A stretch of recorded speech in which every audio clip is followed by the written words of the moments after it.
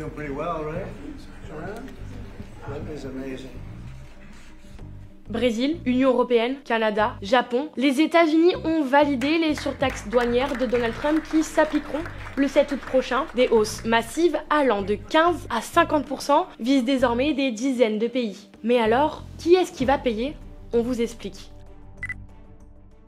D'abord, il faut comprendre que ces mesures, elles, marquent une nouvelle étape dans la guerre commerciale relancée par Donald Trump depuis son retour au pouvoir. Son objectif est simple, ramener les emplois et les usines chez nous, comme il l'a déclaré, et mettre la pression sur les partenaires qu'il juge déloyaux. Initialement prévu pour le 1er août, Donald Trump a accordé une semaine de délai avant l'entrée en vigueur de ces surtaxes qui, vous allez le voir, peuvent être massives. Le Canada, lui, sera taxé à 35%, contre un taux quasiment nul avant le second mandat de Trump. En effet, Washington reproche à Ottawa de ne pas avoir assez coopéré sur la lutte contre le fentanyl, une drogue qui fait ravage aux États-Unis, mais aussi d'avoir reconnu l'État de Palestine, une décision qui a profondément irrité le président américain. Wow!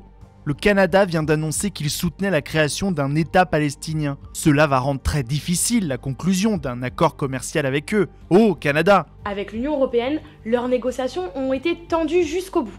Les deux blocs s'accusaient mutuellement de protectionnisme, notamment sur l'acier et l'aluminium. Finalement, un compromis a été trouvé. Un taux unique de 15% sur la plupart des produits, en échange de promesses d'investissement européens et d'achat de produits américains. Mais du côté français, François Bayrou juge cet accord humiliant, preuve que ce compromis n'a pas été adopté à l'unanimité en Europe. D'autres pays comme le Vietnam ou l'Indonésie ont conclu des accords similaires, mais à des taux un peu plus élevés, autour de 19 et 20%. Mais attention, certains pays se retrouvent bien plus pénalisés. Le Brésil, par exemple, voit ses exportations frappées par une taxe record de 50%.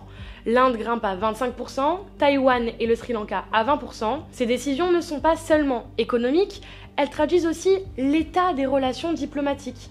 Un pays en froid avec Washington, comme la Libye ou le Kazakhstan, se voit appliquer des taux nettement plus élevés que des pays en bon terme avec les États-Unis, comme le Royaume-Uni et l'Australie, qui, eux, restent à 10% de taxes douanières. Cas particulier, la Chine et le Mexique. Les deux pays sont sous trêve temporaire.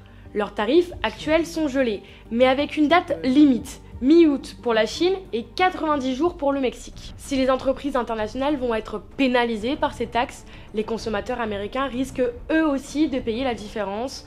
L'inflation aux États-Unis atteint déjà plus de 2,7% sur un an, contre 0,9% en France de la même année. De quoi alimenter le mécontentement et peser sur les prochaines élections de mi-mandat.